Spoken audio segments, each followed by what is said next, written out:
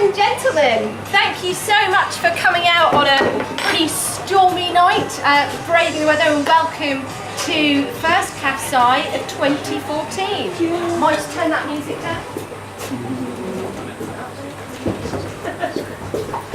For those of you that are new to CAFSI, I do spot a few new faces. I'll give you a really big welcome. The way that we generally run these events is basically we have a very interesting, we hope, stimulating talk from our guest speaker, more of which I will come on to in a moment. We then take a bit of a break for us all to refill our glasses, and then we'll come back to have quite an open discussion on the topic of the night. Can I encourage you all to use social media as much as possible? Thank you to everyone that's liked our Facebook page. We are seeing the numbers rise with moderate excitement, I would say. High excitement even. 184. Woo! Yes. So just don't all turn up at once. Sorry.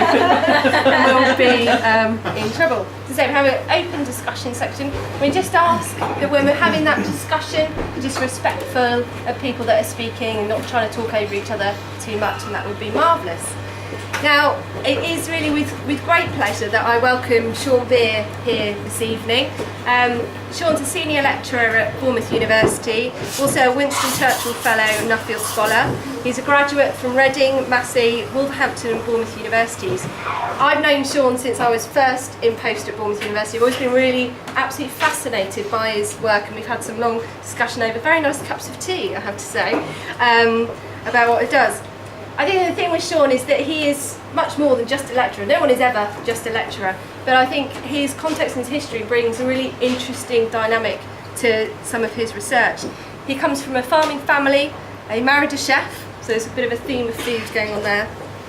And his family's been working promoting local food and farming local food for the last 30 years. So without further ado, it's with great pleasure that I'll hand you over to Sean.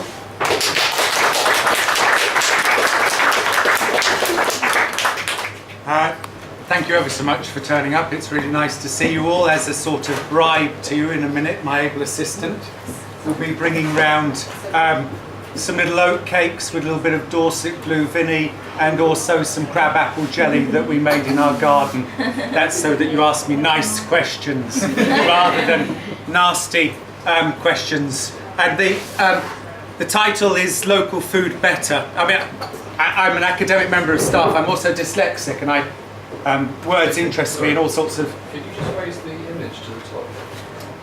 Easier said than done. Okay, good. I was going to try and lift the screen up, but that wouldn't work, would it? And words interest me, and I thought, is local food better? What does that in fact mean? Is local food better? Is it better than what, or whatever? I've actually, the inspiration for this evening is a lifelong study, or in my academic world, of the nature of food and the food supply chain.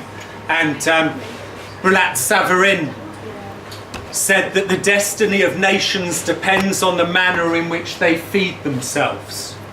And the way in which we feed ourselves and the way in which people are fed around the world is a great concern of mine.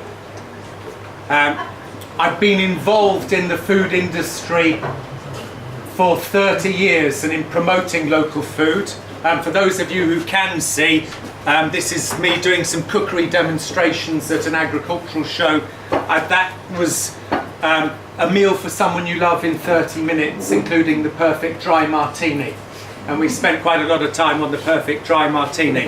And the secret of the perfect dry martini is not much martini. I also involve my family, and that's my wife Anne. When we first met, Anne was a chef for hire. She was working for all sorts of different people. She was chef and housekeeper for Roald Dahl when we first met. I was considerably smaller when we first met in girth. And my daughters say I have a 3-pack as opposed to a 6-pack. It's 1, 2, 3. But they're my daughters, who are now 18 and 17. They are preparing children's recipes from Roald Dahl's revolting recipe book. And there's some ambrosia custard there, which is quite interesting, because when I left school, the milk on the farm that I worked used to go for ambrosia cream rice.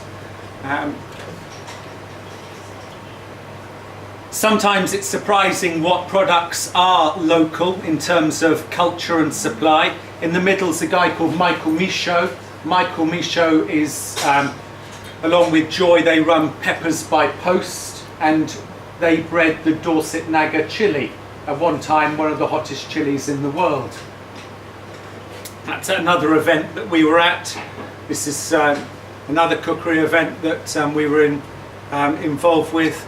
And this is the general public coming up to have tastings after we had done the demonstrations, which was always rather amusing, because you would finish something like we used to do Sunday lunch at an event like the Dorchester Show, and we'd do roast pork, roast lamb, roast beef, venison, a soup to start, and puddings afterwards. And you'd see people, when you said, like, you can come up and taste, they would start to line up and they would edge closer. And I saw people steal food off other people. It was quite bizarre. They were just after this little bit of stuff.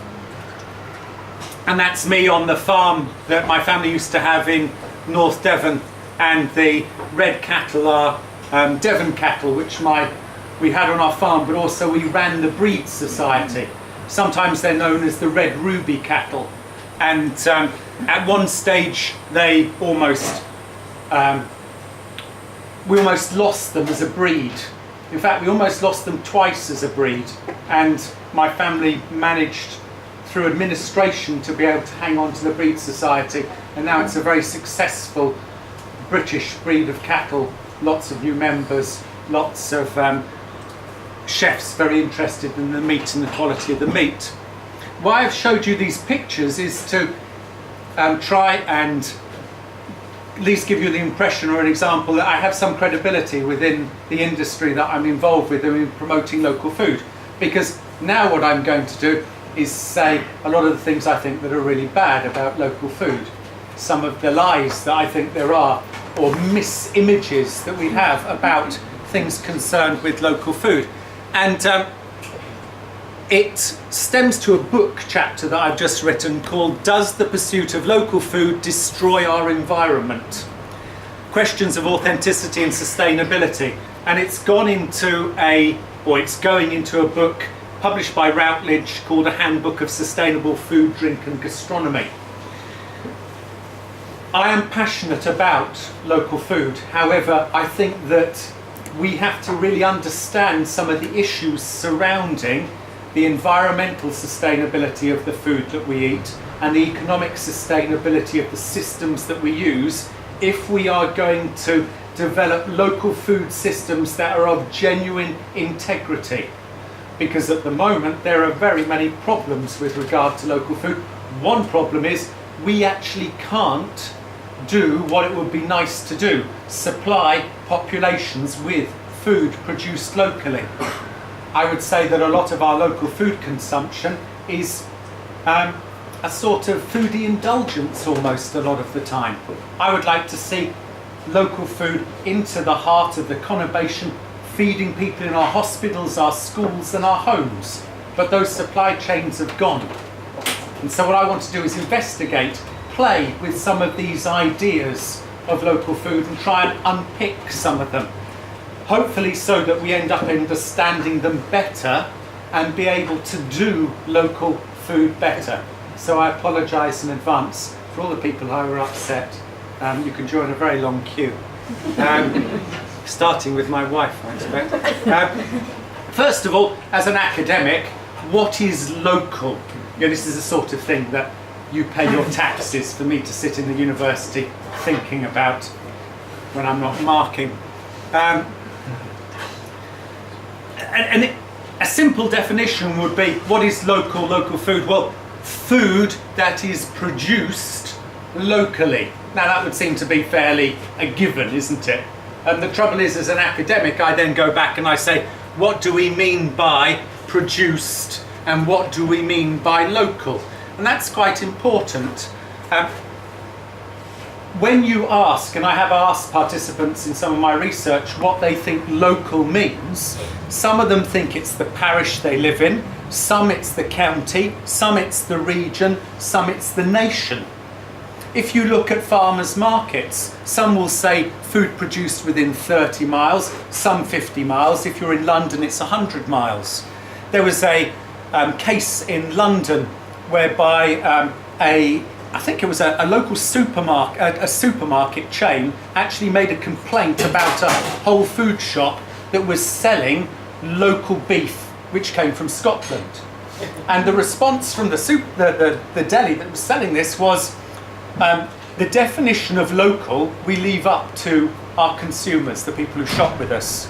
And it's about their perceptions, what they think is local. If you live in a place like Australia, then 300 miles might be local. So local is an interesting term. I have a friend and he was on a trade stand for a large supermarket at an event as the local supplier to the supermarket.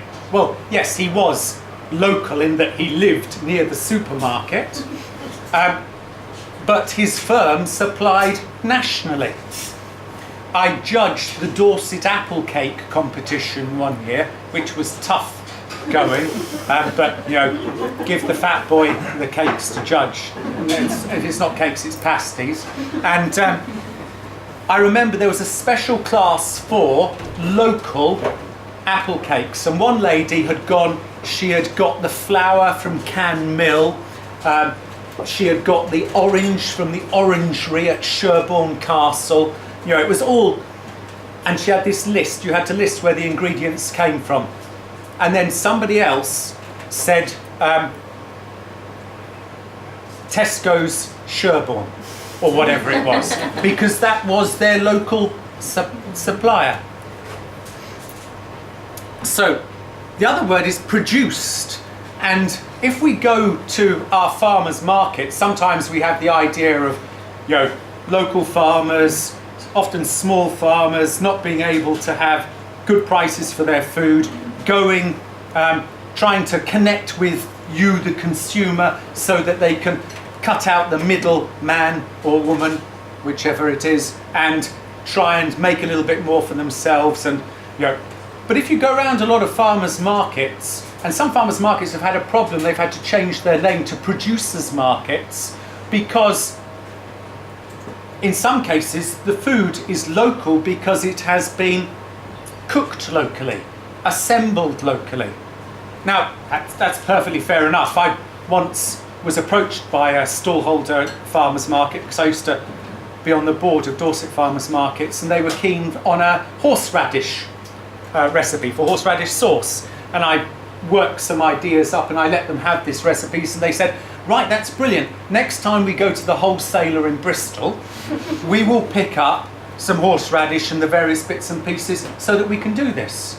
And I found it ironic. They had a reputation as a local producer, and yet very little of what they were doing was in fact using local produce. But they were local to the area. So this idea of food produced locally. Also, local food is used as a term to cover a lot of very worthy causes. And there are lots of other words which are used in association with local food. If you go through various academic papers, you'll find phrases like alternative food initiatives, alternative agro-food networks and systems, community food security, civic and democratic agriculture, post-productivism, alternative or shortened food chains, the quality turn, local food systems. Because this whole idea of local food, I think, is about, when you look at a lot of the research that has been done, place, purpose and process. Place, where is it being done? What is this idea of local? Purpose, what is the purpose of local food supply? Is it to do with an economic benefit for the supplier or the consumer, or both? Is it to do with ideas of social justice? Especially if you go to America, you'll find many of the farmers' markets were set up where farmers who were struggling went to deprived areas of cities and set up vegetable stands so they could help supply people who were poor with fruit and vegetables at a low cost but a better cost to them. Because believe you me, the pressure within the food supply chain on small producers is enormous. There's an old joke: what's the difference between a supermarket buyer and a terrorist armed with a machine gun? You can negotiate with the terrorist armed with the machine gun. And I've come across situations. There's a very well-known local food brand, and this originated because the owner of the business was on the phone to a supermarket buyer, and the supermarket buyer says, "We'll be down on Wednesday to see you." And the guy who owned the business said, "I'm afraid I can't do Wednesday," and the phone went dead. And so he called back and said, "I'm sorry, I think we were cut off there." And the supermarket buyer said, "No, you weren't cut off. I put the phone down. If I say I'm coming on Wednesday, I'm coming on Wednesday." You know, there is because you have lots of small producers and the supply chain aggregates with regard to supermarkets, but also the food service industry. There are very large companies in the food service industry. You have disproportionate power within the chain, which means that producers do what they're told. So local food supply was also seen as a way of restoring balance, developing countervailing power, like the cooperative movement, which I've also been involved in to a certain extent. Also, there are ideas of food quality. Sometimes there is an assumption that because it's local, it will be better quality. Now, it depends what you mean by quality. That involves definition. As an academic, my definition of quality is in fact a given specification at a given price. There are other ways of looking at quality. You might say, okay, but I am looking for a certain type of quality. I am looking for things, attributes to this definition of quality relating to, it's all right, because of my dyslexia, sometimes I shut my eyes when I'm speaking. It's because I have to think carefully. It's not because I don't love you or anything. So if I do this, I'm not going off on one, I'm just trying to order my thoughts. And having explained that, I've now lost where I am. Quality. And so these ideas of quality, so there might be stuff to do with animal welfare. It might be that you want limited use of pesticides or organic, or you want a certain breed or variety of animal, or the food treated in a certain way. And those might come into our ideas of quality. But when you look back at the way that food supply chains have developed, actually some of our long food supply chains produce products of great quality.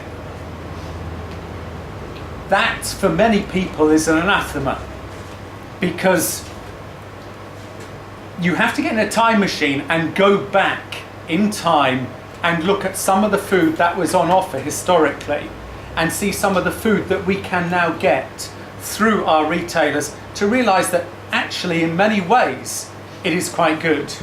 There is a problem though, and that's to do with the length of the supply chain and to do with the power and the pressure within the supply chain. When we had the horse meat scandal a while ago, the beginning of last year, I did some radio work quite a bit because I was asked to do a quote for our Facebook page, and I said it didn't surprise me that people were eating horse meat, and presumably people thought that I knew something about the shady underworld of the meat industry, which I do, but that's another story. And you know, it's because I followed it all around the world. You know, in certain abattoirs in South America, you just nod and say, you know, that's fine, because they're very big men and they've got big mincing machines. It didn't surprise me that we were eating horse meat, not because I thought we would necessarily be eating horse meat, but the supply chain is such, and there's so much pressure on the chain, that stuff will happen. It is bound to. because people will cut corners and do different things. And the supply chain is very, very complicated, as we found out when we started looking at the way that meat powders and slurries were moved round the world in order to satisfy the meat content label on pies and lasagnas. Now there you have a system where my idea of quality is going out the window. However, so there can be economic purposes for local supply, there can be social justice, there can be food safety, there can be environmental concerns, because shipping all this food round the world is a concern. You know, it's a concern because of the length of the chain, but also a lot of energy is put into moving this stuff around the world. But more of that later, because there's another side to that question. And then we have this idea of process. Some local food is about farmers' markets, some's about direct supply. Other things are about cooperatives, community gardens, community orchards, all these different facets to this idea of local food. Local food's quite a trendy thing. When I first started out, local food wasn't local food, it was the food that we ate because of the rural community within which I lived. And my own family had a connection with that. It's very interesting, the research I've been doing recently. I'm not a doctor yet, so I'm a poor academic to come and see you because you get professors and doctors and I'm just Mr. I'm doing research looking at perceptions of the authenticity of food. And when I talked to one particular focus group I'm thinking of now, they sat down and it was all about, normally when I say what is authentic food, the first thing people say is it's about the food of my family, which was quite a surprise for me. I thought they'd say it was organic or, you know, Parma ham or something, but it was about my family. And then this one focus group said it's local food. And I thought, oh, that's interesting, so it's different for you. But then when I started talking to them and they started talking about their experiences, local was their extended family. So they went to Uncle Bob and they got ducks, and they got their potatoes from, you know, Aunt Mabel and all these sorts of things. And it was a very small community within which they were actually circulating. So back in the late 70s, early 80s, when I first started becoming involved in local food, it wasn't trendy. You know, Hugh Fernie-Wisting's stall was still a mere little strapper, and all these other people hadn't seen whatever they see in terms of local, and many products, such as that Dorset Blue Vinny, were in fact considered a little bit quaint. Now Dorset Blue Vinny is an icon of British cheese making, because that family hung on through all the times when they were told they were stupid for producing a traditional cheese because all we wanted was Edam and cheddar or whatever it was. And they hung on and came out through the other side with this product. Those red cattle, breeders of those red cattle were suffered ridicule in markets for staying with that old breed. And they hung on and came through the other side, so much so now that chefs caught them to be able to get hold of that beef. But there was a time when they were considered stupid for doing it. Let's look at some of the ideas, though, surrounding local food. And I want to look at sustainability first. Local food and environmental sustainability. And one of the big things that we talk about with local food is food miles. You know, food miles is a stroke of genius in terms of marketing. It's a very simple idea which carries a very simple message. And that simple message is, if I have a New Zealand lamb chop, it travels 11,690 miles. This is from the Food Miles website. You can just pop your menu in and it'll come up with the result. Kenyan green beans, 4,237. Sweet potato from the United States, 3,666. Bottle of wine from Australia. I'm at the age now where I can't drink a whole bottle on my own during a whole week. It happens seemingly when you get older. But there we've got one. So my lamb chop, green bean, sweet potato and bottle of wine, actually it's 30,000 miles that's travelled, which is more than once round the globe. So we look at that and we say, that's terrible, because it would be much better if we were to be able to get our food locally or from Dorset. And I once did a talk to a group and I was talking about this idea of food miles, and I was trying to explain that, okay, my New Zealand lamb chop travels 11,000 miles, but it doesn't do it on its own. It's in fact in a ship along with 500,000 other lamb chops, and that decreases the impact in terms of carbon footprint. And in fact, many studies have been done to show that New Zealand lamb actually has a smaller carbon footprint than lamb produced in the UK by the time it gets here.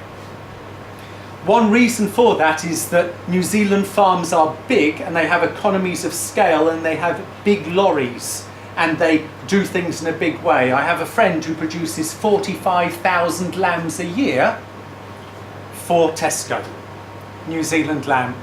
And you're looking at that and it's an amazing economy of scale, one that is very difficult for me to compute. When I was in Australia, I went, the average size of a beef suckler herd in this country, and that's beef produced from cows having calves and the calf suckling the cow, and then the calf is grown on to a beef animal. The average herd is probably 80. And I had spent a weekend with a guy in Australia who had retired, and he had retired to a farm. He had a hobby farm and he had 800 cattle and he had 3,000 sheep. Completely different economy of scale. We have little lorries driving all over the place, picking up half a dozen sheep here, half a dozen lambs there, 40 lambs there, maybe 100 lambs there. And it means that the carbon footprint is in fact quite substantial. We use fertilizers, we use a lot of drugs, all sorts of things which take energy to produce. And it changes the sums. Not that we ever probably will know what the sums really are, but it does change the sums. And this guy, I'd said this at a meeting, I think it was an Agenda 21 meeting, and this guy stood up and said, well, I think Mr. Beer is completely wrong, because every weekend I drive all over Dorset in my car getting local food. So that can't have any impact on the environment, can it? Because I'm just getting it locally. And you pause and you think. In fact, the Department for International Development has said food miles alone, or the distant foods that are travelled, is an incomplete way of judging whether the food we eat is sustainable. Research shows that distance travelled is, on its own, not a reliable indicator of the environmental impact of food transport. So food miles is a brilliant marketing technique. Simple, 2 words, easy to develop the idea in your mind. Fundamentally flawed though as a concept of environmental sustainability. The other problem is that in different parts of the world, not only is the food produced using less inputs that use energy, the type and way in which the food is produced actually produces less of the global warming agents, depending on the type of food that we're looking at. So the type of food and the way in which it is produced. So over a 20-year period, the International Panel on Climate Change has estimated that our principal global warming gases are methane, nitrous oxide and carbon dioxide. And it's been estimated over a 20-year period, methane is potentially 72 times as powerful as carbon dioxide, and nitrous oxide is 289 times as powerful as carbon dioxide. So we talk about carbon dioxide being a major problem, but really methane is a substantial problem. Now, ruminant animals, such as cows and sheep, produce lots of methane because of the way their digestive system works. In fact, they're not digesting their food in as much as the bacteria in their rumen reticulum, the first 2 stomachs, is fermenting the food. So As a byproduct of that, we get methane, which the scientists think has a substantial effect in terms of climate change and global warming, if you believe that carbon dioxide, methane, nitrous oxide are in fact acting in the way that they do and having the effect that the majority of scientists consider that they do. I'll just leave that open there because I have a few friends who are violently opposed to that idea, full stop. Mostly they have very big BMWs. And that's just jealousy coming out. Driving a Honda Jazz just has no street cred whatsoever. Everyone just wants to overtake you.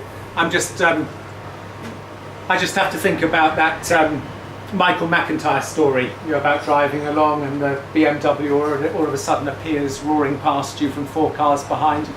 And then you see the oncoming traffic and you say, am I going to let you in? No, you have chosen your fate to die. The reason why this thing about nitrogen, methane and all that is important is that different crops actually produce different amounts of carbon dioxide, and so, or carbon dioxide equivalents. So if you're looking at cooked soybeans imported from overseas, it's been calculated that over 100 years they have, for every kilogram of cooked soybeans, they produce 0.92 kilograms of carbon dioxide equivalent. Potatoes, 0.45. Fresh carrots, 0.42. Fresh tropical fruit imported by plane, 11. Cooked fresh domestic chicken, 4.3. Domestic cooked cod, 8.5. I'm not sure what domestic cod actually means. Beef, 30, because the beef animals produce lots of methane. Now, there are lots of problems in the way that scientists calculate these numbers. This is a classic thing of an academic producing a useless slide because nobody apart from him standing here can read it. However, it's a more fuller thing of the statistics I've just given you. If you send me an email, I'll send you the presentation.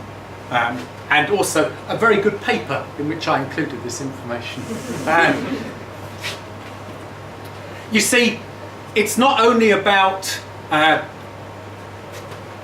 how far away the food is produced, it's about the type of food and the resources that are being used in terms of generating its total energy carbon footprint, the effect it has on the environment. And maybe if we consider all these things, we shouldn't be saying, should we be eating home-produced lamb or New Zealand lamb? Possibly we should be saying, should we be eating home-produced chicken rather than New Zealand lamb? And of course, it's not that simple because chickens eat the food that we could eat. So we could in fact just eat the wheat and the soya which is fed to the chickens, and then we wouldn't lose that calorific and protein value which is lost by taking those foods and putting it through a chicken and then eating the chicken. Of course, there may be all sorts of other reasons why you don't want to eat animals, and that's absolutely fine. My daughter went and did a summer in Boston and went away omnivorous and came back vegetarian, or pescatarian, she tells me, but with a weakness for chicken. I've tried with the bacon. It's normally the thing that turns people, but maybe I just have to put a slice freshly cooked under her pillow. We could consider becoming vegetarian, and I'm not making, there are no value judgments here. I'm not the sort of person who does value judgments, but if you're vegetarian, then you are involved with the dairy industry, which means the little calves have got to go somewhere as well, and it's not to a recreational home for the rest of their lives. And also those chickens actually, once they finish producing the eggs, do end up somewhere else as well. Or we could become vegan. I've got a lot of time for veganism, especially temperate veganism, which means you only eat vegetables produced in Britain. If you're living here at this time of the year, can be a little bit boring. Or you could become a fruitarian, or potentially you could live off sunlight and water, which there are people who try and do this. Unfortunately, there was a lady who wrote a book about it, and she didn't die because she used to live off sunlight and water and the occasional chocolate biscuit. But her boyfriend was vegan and they lived in the same house. And she would never submit to scientific investigation. However, someone who read her book did try this living off sunlight and water and died, which isn't quite so funny, I suppose. It just is ironic, I suppose, for me. Local food and economic sustainability, it should be all a really good win-win. After all, research has shown that for a local organic box scheme, £2.59 was generated for the local economy compared to £1.40 for every pound that was spent at the supermarket. It's called the multiplier effect. So if you spend £1 in the supermarket, it benefits the local economy to the tune of £1.40. Local organic box scheme, £2.59 in this particular study. It's all Keynes and that sort of economic theory. Farmers markets, number of studies have shown that there's a multiplier of between 1.58 and 1.78 in terms of I spend £1 here, this is how much it benefits the local economy. But if a pound spent in a supermarket is going to do £1.40, then at the bottom end, okay, there's a marginal gain there. The problem really is, in terms of this economic sustainability, who is consuming this food, what are they consuming, where are they consuming, why and how are they consuming it? Who is consuming the local food? Well, mostly it's middle class people, middle class foodies such as people like myself. Most farmers markets, you can spot them because they all have the Waitrose bags. You know, the ones that were, there are some people here who are thinking, yes, I was at the farmers market with my Waitrose bag. And what are we consuming? It's largely luxury items, because actually British farmers markets aren't that cheap. There's a tension there. Where are we consuming it? Well, the farmers market happens once a month, so that's going to really help continue a local supply of food into the local economy. Okay, we can try and do better things, and there are all sorts of really interesting ideas, but what I would like is for our hospitals to be using all sorts of local food. But the supply chain has been broken up, local supply chains, so that supply chains are long and big and economically efficient, even if they are completely disjointed. So at one stage, school children on supplementary benefits in terms of free school meals used to have their school meals shipped down from London into Dorset. There are some really good examples though, especially if you go over to Bridport, over to West Dorset, of engagement of local food in things like providing school meals. But then again, at one stage, we didn't really, I was going to say didn't really give a shit, but I shouldn't probably use that expression, should I? If it's going out onto the YouTube. That took a little bit of thinking back. That we, at one stage, we removed all the kitchens from Dorset schools. That's how much we cared about the food that our children were eating. So there are multiple lessons really to be made there. So who, what, where. You know, farm shops are very good, but still it's lots of weekend, it's not regular. Supermarkets claim to have, 20 local lines in their supermarket. Well, the average British supermarket has at least 24,000 lines in their supermarket, if not 48,000 lines. Why are we consuming local food? Well, it's terribly nice at the dinner party, maybe. I know the name of the cow that we're now eating, this sort of idea. But is it something that we're doing on a regular basis? And there'll be people here are saying, yes, I do. But unfortunately, you are in a minority. And in fact, most people in Boscombe cannot do it for a variety of reasons. How are we doing it? Well, we're doing it through these broken food supply chains. Local food supply chains are very expensive to set up, and the infrastructure is no longer there really to make them happen. And it saddens me. So the economic benefit, true economic benefit of local food supply is probably fairly minimal. It could be a lot bigger. However, we would have to restructure the way that we supply food to ourselves. What about this idea of local food and authenticity? got to put this in, it's my research, and all this sort of stuff. And this, I like this. West Country beef and lamb and Anglesey sea salt gains protected EU status. Right. Now, I'm going to get rather cynical here. I apologise for this. West Country beef and lamb. Super. I'm a beef and lamb farmer. By the way, that is a Simmental cow, which is a German import breed, which is I'm sure produces very lovely meat, but it is not a breed that is original to, as far as you can say something is original to the southwest of England. Just a little point there. And this was some of the stuff I took off the BBC website. To qualify for West Country branding, beef or lamb will have to come from stock born, raised and slaughtered in Devon, Cornwall, Wiltshire, Somerset, Dorset and Gloucestershire. It's a unique product. Yes, it is a unique product because it comes from Devon, Cornwall, Wiltshire, Somerset, Dorset or Gloucestershire. Livestock will have to be fed on a 70% grass and forage-based diet. But that's fair enough, but then lots of beef is. I was in Uruguay a few years ago and the guy said, what are you after? Are you after Aberdeen Angus grass-fed beef? Well, we've got 30,000 cows down there doing that. Ed Green, a cattle farmer from Somerset, told BBC 4's Farming Today it's taken nearly 8 years to achieve the status. It is really difficult to get these EU statuses of protection. In the West Country, it's the grass that we grow that makes the meat special, he said. Right, I studied, grassland is, okay, there will be certain local impacts of mineral content on the grass. Whether in a blind testing you would have any idea on the provenance of the beef, I'm not sure. The point is that PGI, which is the status it's got, is to brand a unique product. It's not about making it more expensive, it's about branding a product and selling a product which is important for exports. And it is, but it's being branded on the base that it comes from those counties. And the comments were really interesting next door that followed on from it. The point of all this escapes me. It appears to protect a region of origin for a product rather than guaranteeing the quality of the product itself.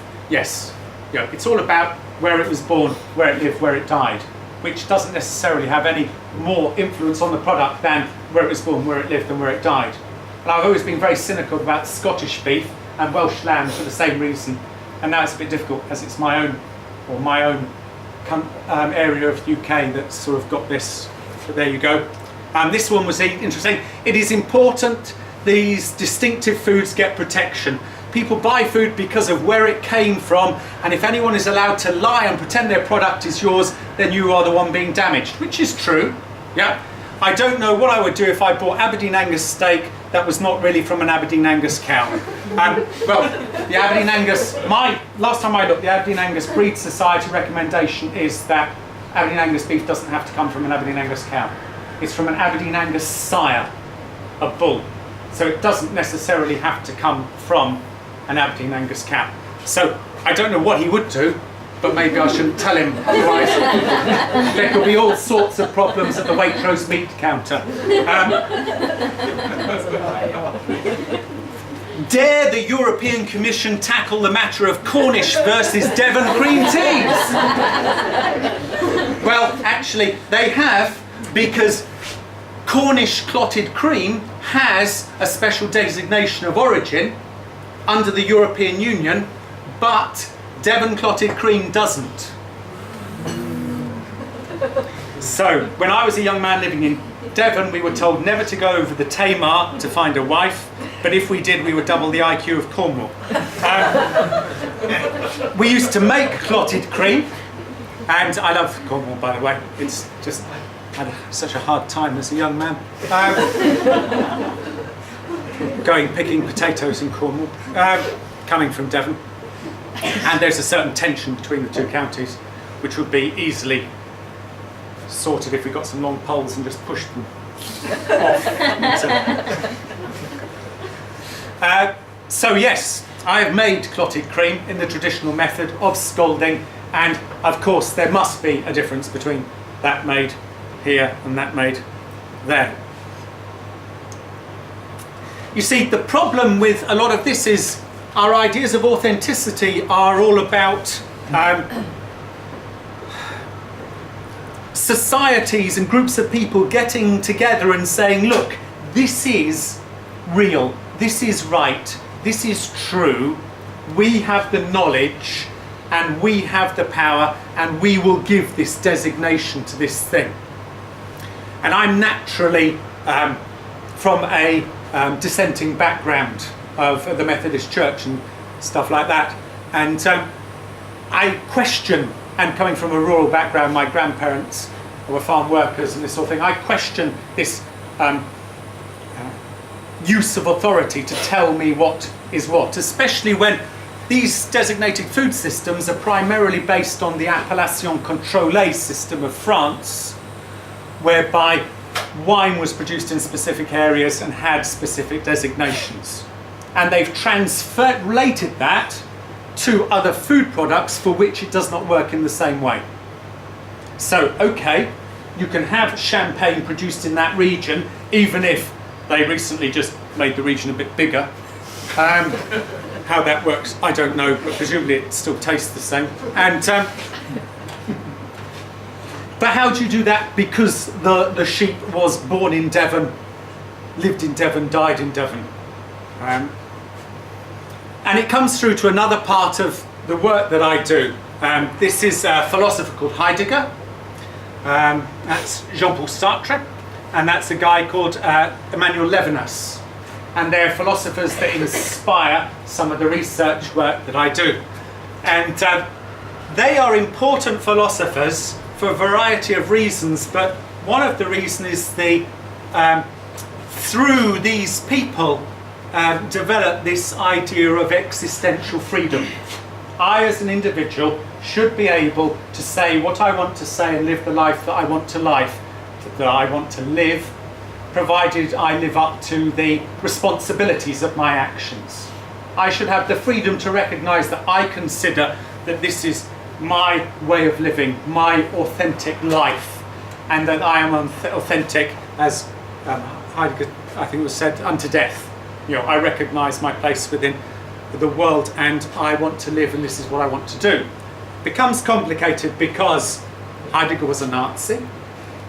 He never recanted his beliefs. He was Nazi rector of his university and he did some very nasty things. Levinas was Jewish and his philosophy very much brings into play ideas of ethics and the way that we treat our fellow brothers and sisters, and Sartre's idea of existential freedom and the risk that is to live that authentic life are quite well known. And I tend to, when I look at the experience of my participants in my research, they weren't saying, oh, it's authentic because it has a special designation, because it's organic, because this person has said it is. They were saying, is it authentic because it is of my family? This is where it has come from. There were lots of other things that they said as well, but that was one of the predominant messages. Oh, the other two predominant things were, it's where someone has to cook the food, and it's where the food also comes from, the ingredients come from. But it was this family connection which I found so strong, and I object in a way to designations, even though they protect some producers. I think it imposes a structure from a collective of largely old men upon what we should consider is authentic to eat. Bertrand Russell said the fundamental cause of the trouble, and that was the trouble in the world, is that in the modern world the stupid are cocksure while the intelligent are full of doubt. Things are not black and white. There is so much more grey now that I'm in my 50s as opposed to when I was in my 20s. It's amazing. And it's not just the hair, it's the mind as well. Whole series of different references. If you want to email me, I'll send you the presentation. And thank you very much for your time.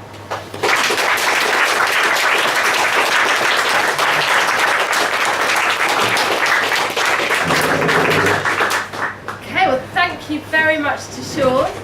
What we'll do now,